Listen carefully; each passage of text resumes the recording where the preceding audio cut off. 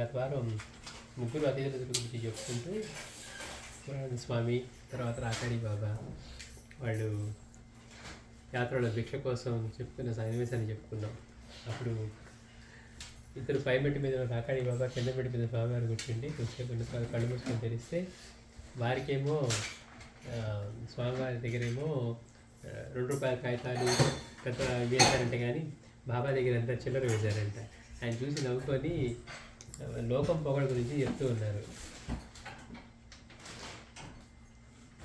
రూపవాన్, భాగ్యవాన్, విద్యావాన్, ధనవాన్ అని చెప్పడము అని చెప్తే కాదు స్వామి అన్నారు, వారు దక్షిణ సమర్పించింది మీ పాదాల చెంత, నేను కిందన్నాను కాబట్టి ఇక్కడ సమర్పించారు అని చెప్పి తన గురువుని సంతోషపరిచారు.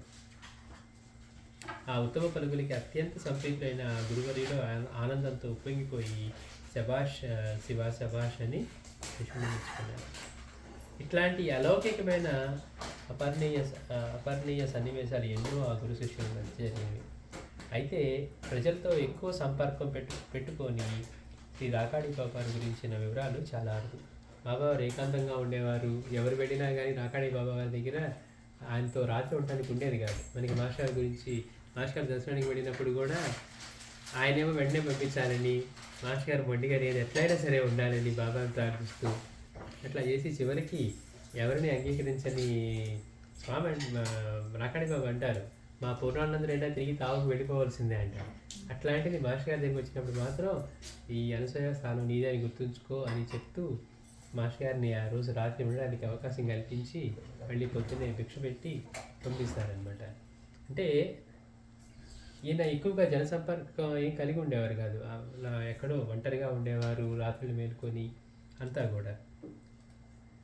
అందుకని రాకాడి బాబా వారి గురించి తెలిసిన విషయాలు చాలా తక్కువ అనమాట. తమిళ రాష్ట్రంలో కాంచీపురం జిల్లాలో కళవై అనే ఊరిలో తల్లిదండ్రులకు 5 కుమారుల్లో 3వ సంతానంగా మునిస్వామి, రాకాడి బాబా అసలు పేరు మునిస్వామి అనమాట, ఆయన పూర్వనామం, అట్లా జన్మించారు. 5 పిల్లల్లో 3వ వాడిగా. కౌమారం వరకు ఊరిలో ఏవేవో పనులు చేస్తూ ఒకరోజు ఎవరితో ఏమీ చెప్పకుండా ఇల్లు ఊరు వదిలి వెళ్ళిపోయారు. అలా కొంతకాలం దేశాటనం చేసి మహారాష్ట్రలోని గణేష్పూర్లో చేరుకున్నారు. అక్కడ గురురాజులైన శ్రీ నిత్యానంద భగవారి సన్నిధికి మునిస్వామి చేరుకున్నారు. చిన్నప్పటి నుండి ఎవరితోనూ ఎక్కువగా మాట్లాడని దృఢకాయలైన వారి అంతరంగమును గ్రహించిన నిత్యానంద భగవాన్ వారు మునిస్వామిని తన వంటశాలలో నియమించారు. మనసారా భగవాన్ వారిని గురువుగా స్వీకరించిన అతడు దీర్ఘమైన 12 సంవత్సరాలు వారిని ఆశ్రయించి సేవించారు. 12 సంవత్సరాలు పైగా అక్కడే ఆ వంటశాలలోనే ఉండి అంత సేవ చేస్తూ ఉండేవారట. ఇలా ఉండగా ఒకరోజు మునిస్వామి వారు తమ గురుదేవులతో, నాకు ఇంకేమీ లేదా, ఇదేనా నా పని అని అర్థవంతంగా అడిగారు.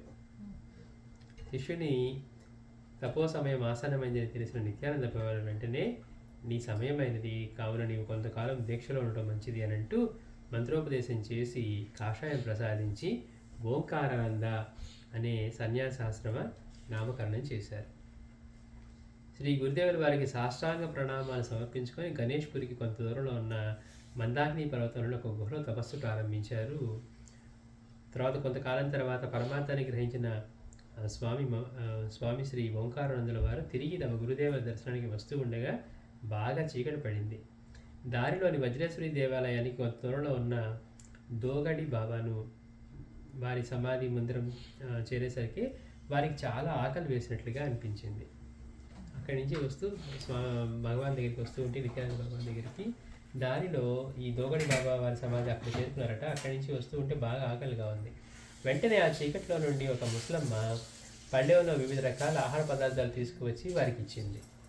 భగవాన్ దగ్గరికి రావడానికి మొదటిసారి బయలుదేరినప్పుడు కూడా ఆయన అడవిలోంచి వస్తూ ఉన్నప్పుడు ఇట్లానే చీకట్లో చిక్కుకుపోతే వర్షంలో ఆకలితో ఉంటే అక్కడ ఒక ముసలావాడి కనపడి, ఏదో ఒక చిన్న కుటీరం కనపడి, ఇదిగో నా బిడ్డ పని మీద ఊరెళ్ళాడు, వాడికి రాలేదు, ఇంకా అతని కోసం వండిన భోజనం ఉందని చెప్పి అక్కడ అతనికి భోజనం ప్రసాదిస్తారు.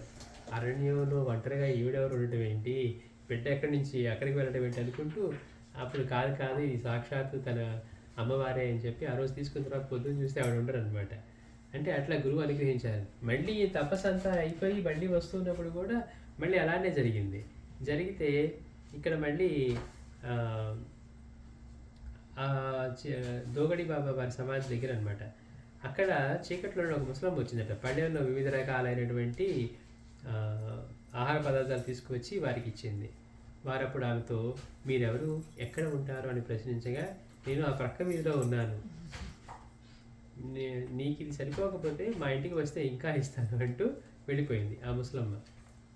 బాబా అడిగారు, రాకాడి బాబా, అమ్మ మీరు ఎక్కడ ఉంటారంటే ఆ పక్క వీధిలో ఉంటాను అని చెప్పి, నీకు ఇంకా చాలకపోతే అక్కడికి వస్తే నీకు ఇంకా ఎక్కువ భోజనం ఇంకా ఎక్కువ పెడతాను అన్నారట. అని చెప్పి చీకట్లో వెళ్ళిపోయారు. నేను కడుపు నిండిన తర్వాత బాబా వారు ఆ పళ్ళెం తిరిగి ఇవ్వడానికి ఆ ముసలమ్మ చెప్పినట్లుగా ప్రక్క వీధిలో విచారించగా అక్కడ అలాంటి ముసలమ్మ ఉండటం లేదని తెలిసింది. పక్క వీధిలో అన్నారే కానీ అక్కడ ఎవరు లేరు అలాంటి వాళ్ళు.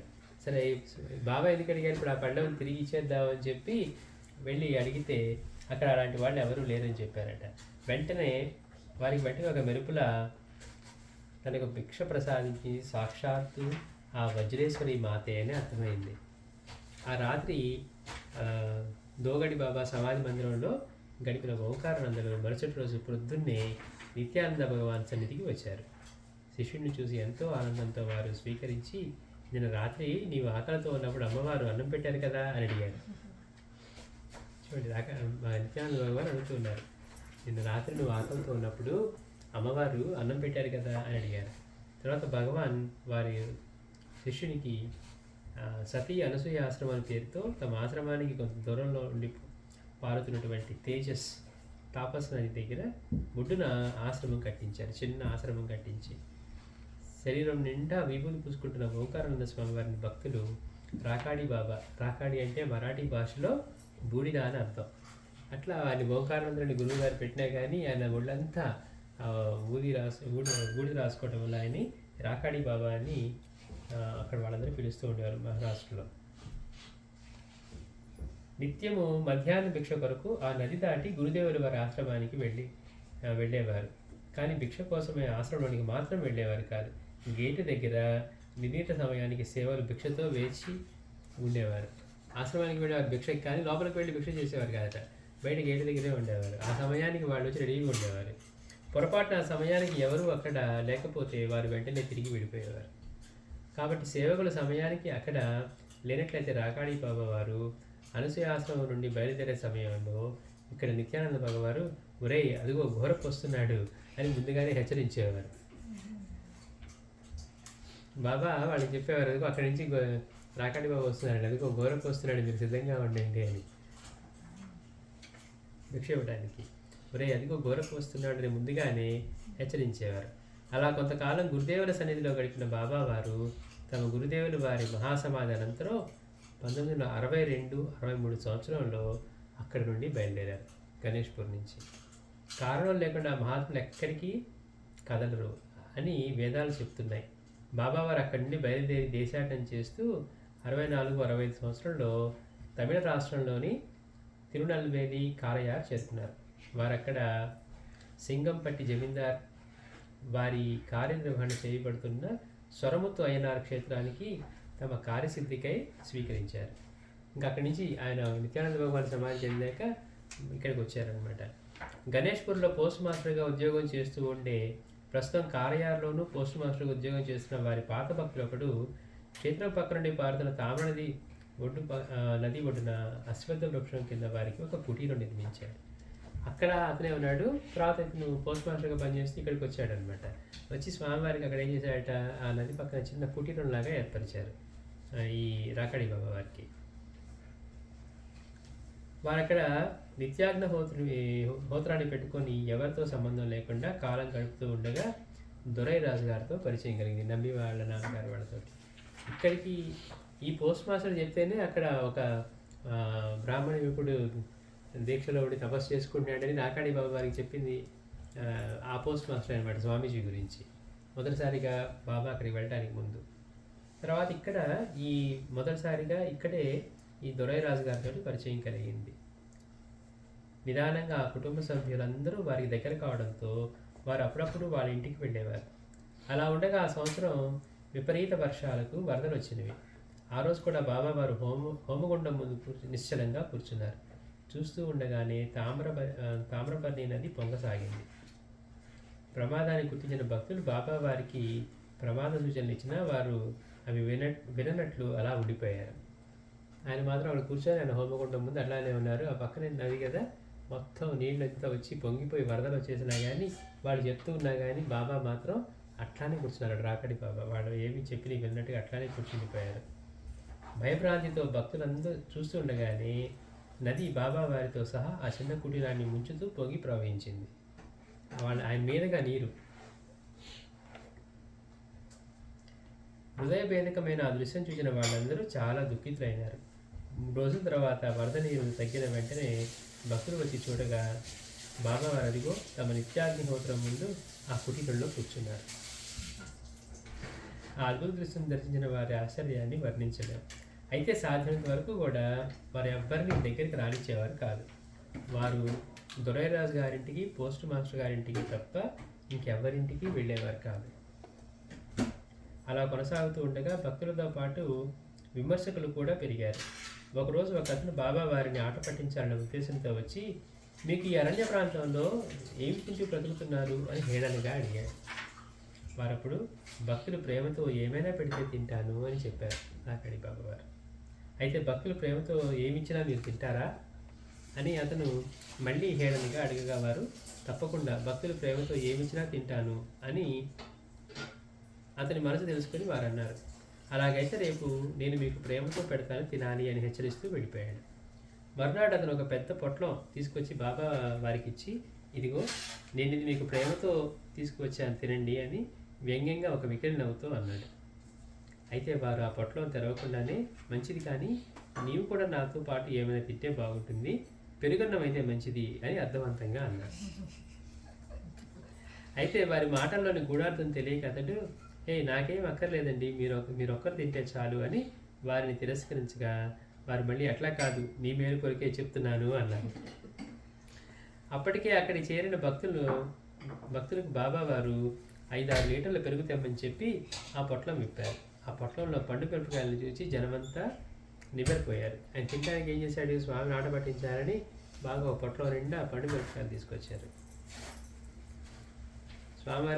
బాబావారేమో ఆయన చెప్తున్నారు, నువ్వు కూడా తింటే మంచిది, పెరుగన్నం తెచ్చుకో అని.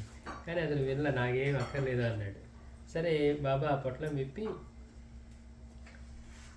బాబావారు చిన్నగా నవ్వారు. దాంట్లో నుండి ఒక పండుమిరపకాయ తీసి అతనికి చూపించి, ఇదిగో నీవు నాకు ప్రేమతో పెట్టిన ఆహారం తింటున్నాను, అయితే నీవు ఆ నదిలో నిలబడి ఉండటం మంచిది అని చెప్పగా అతను వద్దు నేను ఇక్కడే ఉంటానని చెప్పాను. అయితే ఇంక నీ ఇష్టం అని చెప్పి ఆ మిరపకాయలు బాబావారు ఒక్కొక్కటి చేగోడీలు తింటున్నట్లుగా తినడం ఆరంభించారు. జనాలు భయాశ్చర్యాలతో ఆ దృశ్యం చూసి నిశ్చేష్టులయ్యారు. అయితే బాబావారు కొన్ని మిరపకాయలు తినేసరికి అతని పొట్టలో మంట ఆరంభమైంది. అప్పటి వరకు నవ్వుతూ కూర్చున్న అతని ముఖం నిదానంగా తెల్లబడసాగింది. మంటతో అతను అటు ఇటు కదులుతున్నాడు. రాకాడి బాబావారు ఏమీ ఎరుగినట్లు ఒక్కొక్క మిరపకాయ తింటూ ఉంటే అతని పొట్టలో మంటలు కూడా పెరగసాగాయి. మంటతో కళ్ళు నుండి నీరు కార్చు భరించలేక అతని క్రిందపడి పెద్దగా ఏడుస్తుండడం మొదలుపెట్టాడు.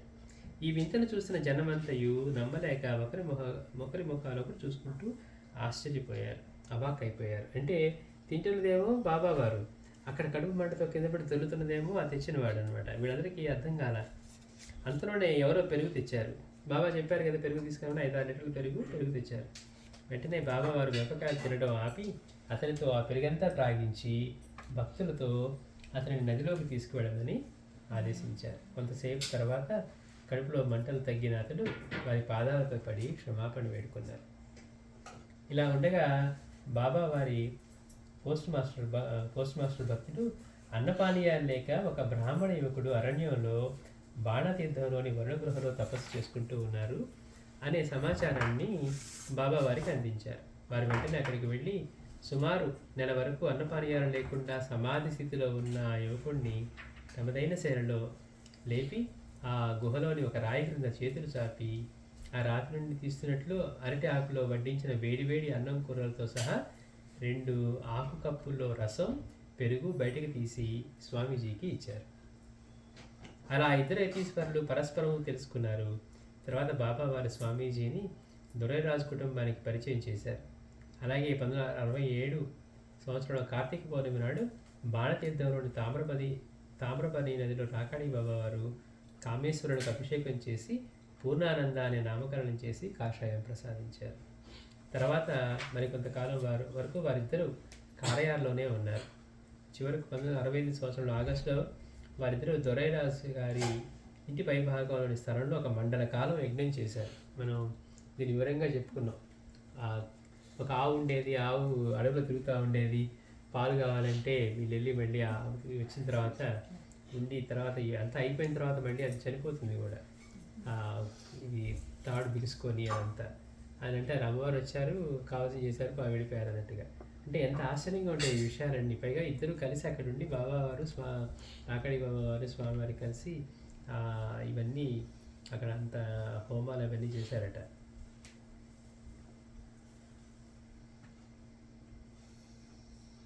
ఒక మండల కాలం యజ్ఞం చేసి కారయాన్ని బయలుదేరారు.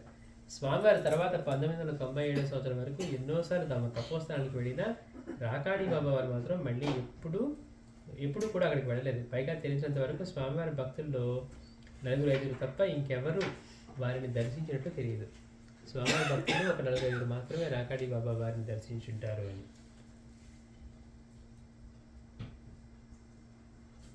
అయితే స్వామివారి భక్తులందరూ బాబావారి అనసూయ ఆశ్రమానికి వెళ్ళి ఉన్నారు. అలాగే అక్కడి నుండి వారు బాబావారి గురుదేవుడైన శ్రీ నిత్యానంద భగవాన్ సమాధిని దర్శించుకొని వారి అద్భుత చరిత్రను విని కొనియాడుతూ ఉన్నారు. శ్రీ సచ్చిదానంద సద్గురు సాయినాథ్ మహారాజ్ కీ జై.